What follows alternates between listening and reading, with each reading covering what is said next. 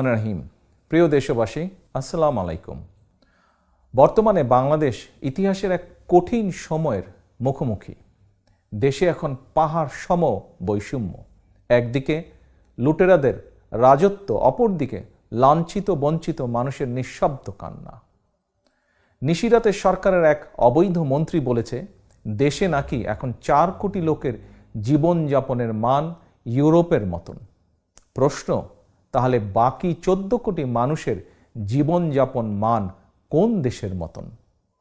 দেশের অধিকাংশ মানুষকে এখন কেন বাজারে গিয়ে প্রয়োজনীয় জিনিসপত্র না কিনে প্রায় ফিরে আসতে হয়?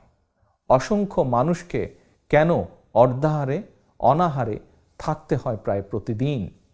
কে দেবে এসব প্রশ্নের জবাব?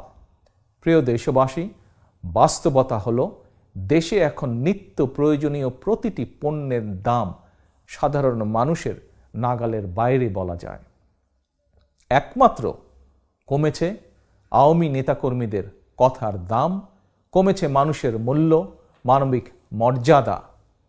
এর কারণ দেশ এখন মাফিয়া চক্রের কবলে। প্রিয় দেশবাসী, মাফিয়া চক্র অবৈধভাবে রাষ্ট্র ক্ষমতা কুক্ষিগত করে রাখতে গিয়ে দেশের প্রতিটি সাংবিধানিক প্রতিষ্ঠানকে নষ্ট বা ধ্বংস করে দিয়েছে। প্রধান বিচারপতি যখন ক্ষমতাসীন দলের ছাত্র সংগঠনের কাছে থেকে ফুলের তোড়া নেয় আর পুলিশের কাছ থেকে সহাস্যে তরবারি উপহার নেয়, তখন আর বুঝতে বাকি থাকে না রাষ্ট্রের সাংবিধানিক প্রতিষ্ঠানগুলো শুধু নষ্টই হয়ে যায়নি, এখন পচে দুর্গন্ধ ছড়াতে শুরু করেছে। প্রিয় দেশবাসী, আপনারা জানেন অবৈধভাবে রাষ্ট্র ক্ষমতা কুক্ষিগত করে রাখতে গিয়ে মাফিয়া চক্র দেশে সুপরিকল্পিতভাবে সেনা হত্যাযজ্ঞ ঘটিয়েছে। বাংলাদেশের মহান মুক্তিযুদ্ধের ইতিহাসের অনিবার্য সাক্ষী বিডিআরের নাম ঠিকানা খোল নলচে পাল্টে দিয়েছে। দেশে বিদেশে র্যাব এবং পুলিশ বাহিনীকে মানবাধিকার লঙ্ঘনকারী খুনি বাহিনী হিসাবে পরিচিত করানো হয়েছে। আর সর্বশেষে এবার দেশের আনসার বাহিনীকেও মাফিয়া চক্রের টার্গেটে পরিণত করা হয়েছে। আওয়ামী চক্র তাদের হীন দলীয় রাজনৈতিক স্বার্থে গণতন্ত্রকামী জনগণের পেছনে লেলিয়ে দিয়ে আনসার বাহিনীকেও ধ্বংসের চক্রান্তে লিপ্ত হয়েছে। প্রিয় দেশবাসী, মাফিয়া সরকারের পতন ঘটিয়ে জবাবদিহিতামূলক রাষ্ট্র ও সরকার প্রতিষ্ঠা করতে না পারলে জনগণের বাংলাদেশে জনগণের সরকার, জনগণের শাসন কায়েম করতে না পারলে স্বৈরাচারের অন্ধকার থেকে দেশকে গণতন্ত্রের আলোয় ফেরানো সম্ভব নয়। এ প্রসঙ্গে আমি দেশের স্বাধীনতা ও গণতন্ত্র প্রিয় জনগণের উদ্দেশ্যে বলতে চাই, মাফিয়া চক্রের কবল থেকে বাংলাদেশকে মুক্ত করা না গেলে জনগণকে হয়তো অদূর ভবিষ্যতে নির্যাতিত ফিলিস্তিনিদের মতোই নিজ দেশে পরাধীনতার শৃঙ্খল পড়ে থাকতে হবে।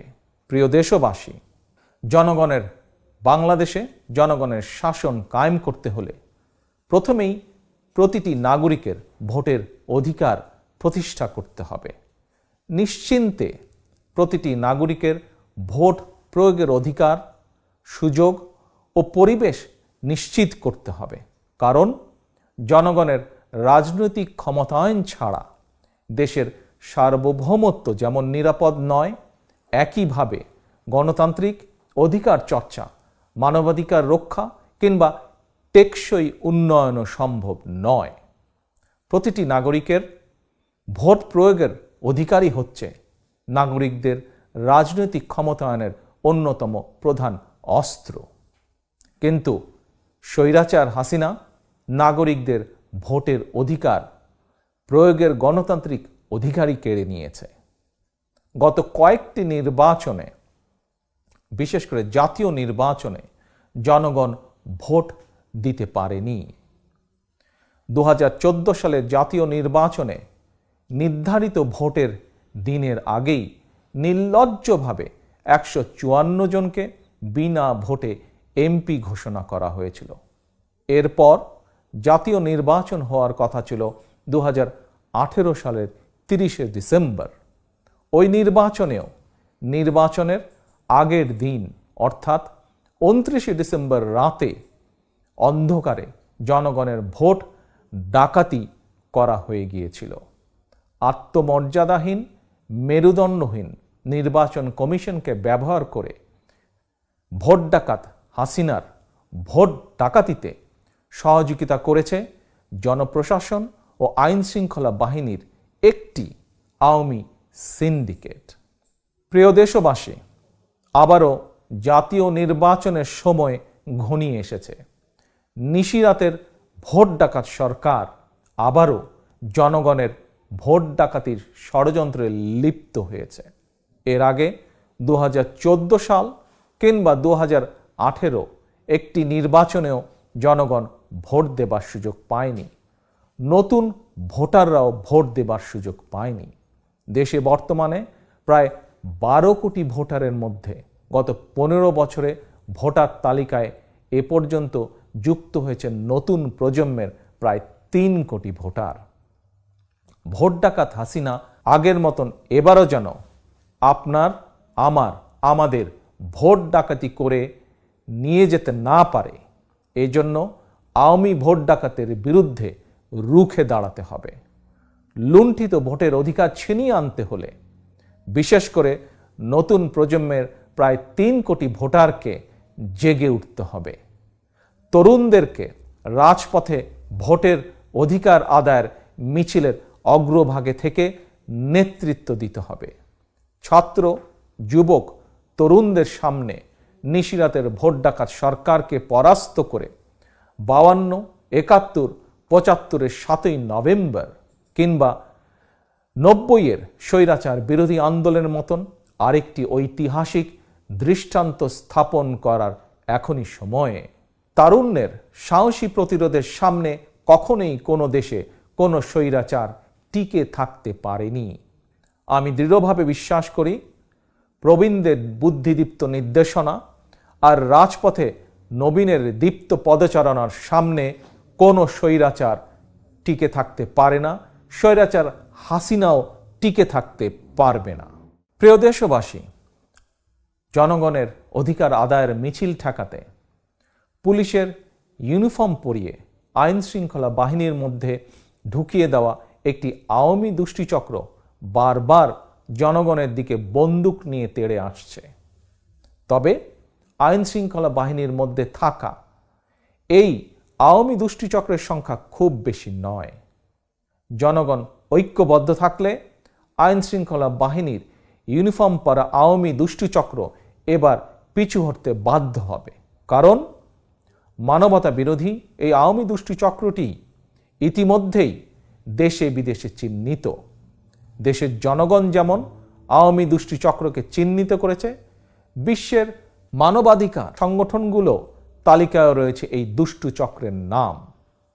তবে গণতন্ত্রকামী জনগণ বিশ্বাস করে দেশের আইন শৃঙ্খলা বাহিনীর অধিকাংশ কর্মকর্তা সদস্য জনগণের গণতান্ত্রিক অধিকারের সঙ্গে একমত।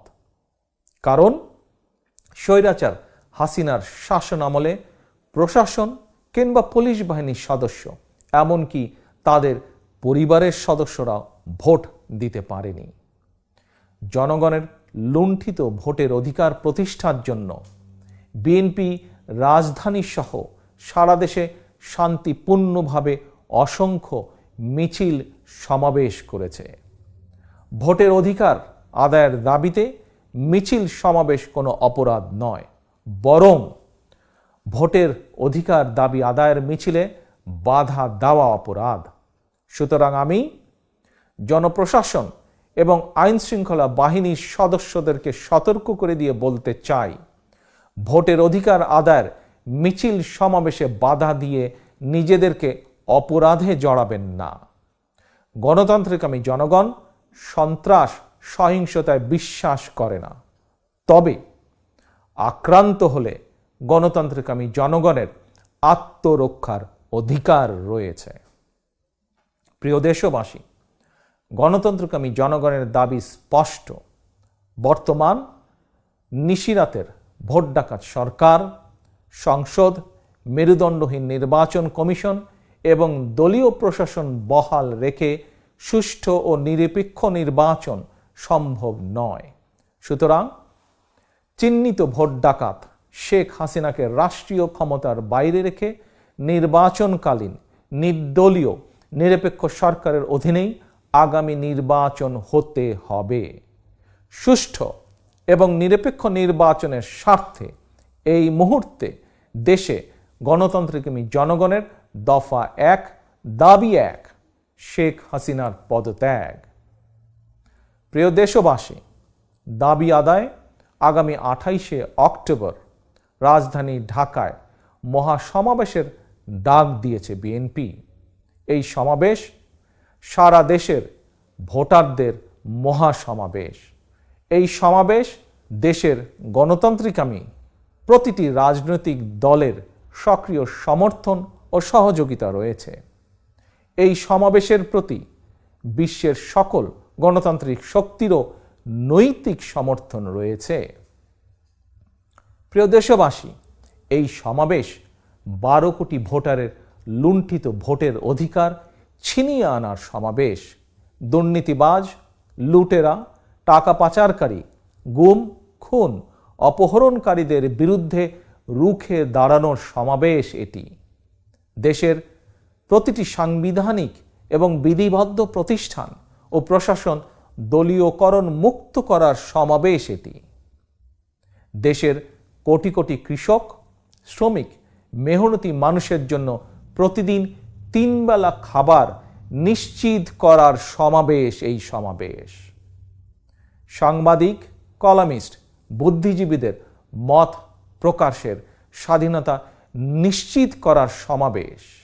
এই সমাবেশ দলমত, ধর্ম নির্বিশেষে প্রতিটি মানুষের জন্য দেশকে নিরাপদ করার সমাবেশ।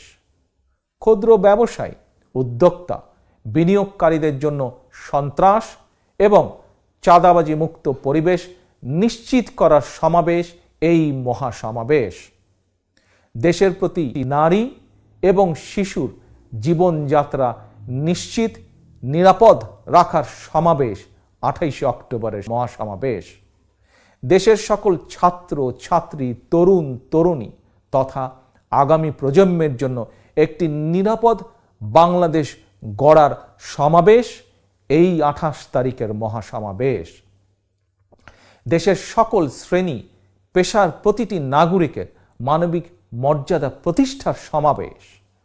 সর্বোপরি এই মহাসমাবেশ দেশে মুক্তিযুদ্ধের মূল মন্ত্র সাম্য, মানবিক মর্যাদা, সামাজিক সুবিচার প্রতিষ্ঠার সমাবেশ এই মহাসমাবেশ। সুতরাং একটি গণতান্ত্রিক মানবিক বাংলাদেশ গড়ার লক্ষ্যে এই মহাসমাবেশকে সফল করার কোনো বিকল্প নেই। সুতরাং বাংলাদেশের পক্ষের শক্তি, গণতন্ত্রের পক্ষের শক্তি, কৃষক, শ্রমিক, তরুণ, যুবক, ছাত্র, শিক্ষক তথা সকল শ্রেণীর পেশার সকল মানুষের প্রতি আমার আহ্বান, আপনারা 28শে অক্টোবরের মহাসমাবেশে ঐক্যবদ্ধভাবে দলে দলে যোগ দিন। প্রিয় দেশবাসী, শপথ নিন, দাবি আদায় না হওয়া পর্যন্ত এই আন্দোলন থামবে না। আগামী 28শে অক্টোবরের মহাসমাবেশের কর্মসূচি দাবি আদায় চূড়ান্ত আন্দোলনের মহাযাত্রায় ভোট ডাকাত শেখ হাসিনার বিরুদ্ধে ধারাবাহিক কর্মসূচির শেষের শুরু। গণতান্ত্রিক আমি, প্রিয় জনগণ, এবার আমি সারা দেশে আমার দলের সর্বস্তরের নেতাকর্মীদের উদ্দেশ্যে বলতে চাই, শত জেল, জুলুম, নির্যাতন, নিপীড়ন উপেক্ষা করেও দেশে গণতান্ত্রিক প্রতিষ্ঠার ঐতিহাসিক দায় থেকেই বিএনপি চলমান আন্দোলনের নেতৃত্ব দিচ্ছে। কারণ বাংলাদেশে যতবার গণতন্ত্র হত্যার চেষ্টা করা হয়েছে প্রতিবারই গণতন্ত্র পুনর্জীবিত কিংবা গণতন্ত্র পুনঃপ্রতিষ্ঠায় বিএনপি নেতৃত্ব দিয়েছে। বিএনপির প্রতিষ্ঠাতা, স্বাধীনতার ঘোষক জিয়া স্বাধীন বাংলাদেশে গণতন্ত্র পুনর্জীবিত করেছিলেন। Mother of democracy Begum Khaleda জিয়ার নেতৃত্বে বাংলাদেশের গণতন্ত্র প্রাতিষ্ঠানিক রূপ পেয়েছিল। গণতন্ত্র বিকশিত হয়েছিল। একইভাবে গণতন্ত্রকামী সকল রাজনৈতিক দল এবং জনগণকে সঙ্গে নিয়ে আবারও দেশে গুম হয়ে যাওয়া গণতন্ত্র, মানবাধিকার, ভোটের অধিকার আদায়ের চলমান আন্দোলনে বিএনপি রাজপথে রয়েছে। এই আন্দোলন বানচাল করতে মরিয়া হয়ে উঠেছে শেখ হাসিনার মাফিয়া চক্র। তারা গণগ্রেফতার শুরু করেছে। বিএনপির নেতাকর্মীরা গ্রেফতার নির্যাতনে ভয় পায় না। ভয় পায় না বলেই আওয়ামী ফ্যাসিবাদী চক্রের রক্তচক্ষু উপেক্ষা করে বিএনপি সহ প্রতিটি আন্দোলনরত রাজনৈতিক দলের সমাবেশে লক্ষ লক্ষ জনগণের উপস্থিতি অব্যাহত রয়েছে। আজ আমি সারা দেশে আমার সর্বস্তরের নেতা কর্মী, বিশেষ করে গায়েবী মামলার শিকার প্রায় 43 লক্ষ নেতাকর্মীর প্রতি একটি নির্দেশনা দিতে চাই। গণতান্ত্রিকামী জনগণ বিজয়ের দ্বার প্রান্তে। সুতরাং আর ঘর থেকে গ্রেফতার বরণ কিংবা মিথ্যে মামলায় আদালতের বারান্দায় ঘুরে সময় ক্ষেপণ না করে এবার চূড়ান্তভাবে ঘুরে দাঁড়ানোর পালা। আর প্রতিবাদ নয়, এবার অসীম সাহস নিয়ে প্রতিরোধ এবং প্রতিহত করার পালা। একজন গ্রেফতার হলে সঙ্গে সঙ্গে আরেকজন নেতৃত্ব নিন, নেতৃত্ব দিন। ওরা আর কতজনকে গ্রেফতার করবে? ওরা কত মানুষকে জেলে পুরবে? 44,000 মানুষের ধারণ ক্ষমতার 68টি কারাগারে এরই মধ্যে লক্ষাধিক মানুষকে কারাবন্দী করে রাখা হয়েছে। গণতন্ত্রকামী মানুষের ভিড়ে কারাগারগুলোতে এক অমানবিক পরিস্থিতির সৃষ্টি হয়েছে। যাদেরকে গণহারে গ্রেফতার করা হচ্ছে এরা কেউ গুম, খুন, অপহরণ কিংবা চুরি, ডাকাতি বা কোনো অপরাধের সাথে তারা জড়িত নয়। তাহলে কেন এই অবৈধ গ্রেফতার? আমি স্বৈরাচার, ভোট ডাকাত, মাফিয়া সরকারকে হুঁশিয়ার করে বলতে চাই, এভাবে গণগ্রেফতারের পরিণতি ভালো হবে না। অবিলম্বে বিএনপি এবং ভিন্ন দল ও মতের মানুষকে গণগ্রেফতার বন্ধ করতে হবে। ইতিমধ্যে যাদেরকে গ্রেফতার করা হয়েছে তাদেরকে 28শে অক্টোবরের আগেই কারা মুক্তি দিতে হবে। অন্যথায় কারাবন্দী এই মানুষেরাই আগামী 28শে অক্টোবর দেশের 68টি কারাগার থেকে একযোগে গণতন্ত্র মুক্তির আওয়াজ তুলতে বাধ্য হবে। প্রিয় দেশবাসী, আর সময় ক্ষেপণের সময় নেই। এখন চূড়ান্ত বিজয় অর্জনের লড়াই। এরই মধ্যে স্লোগান উঠেছে, এবার আর ছাড় নাই, ভোটের অধিকার ফেরত চাই। 1971 সালে আমরা যুদ্ধ করেছিলাম বাংলাদেশের স্বাধীনতা অর্জনের জন্য। আর আজকের এই আন্দোলন দেশ এবং জনগণের স্বাধীনতা রক্ষার আন্দোলন। অচিরেই গণতন্ত্রকামী মানুষের বিজয় নিশ্চিত হবেই হবে ইনশাআল্লাহ। আল্লাহ হাফেজ। বাংলাদেশ জিন্দাবাদ। বাংলাদেশ জাতীয়তাবাদী দল জিন্দাবাদ।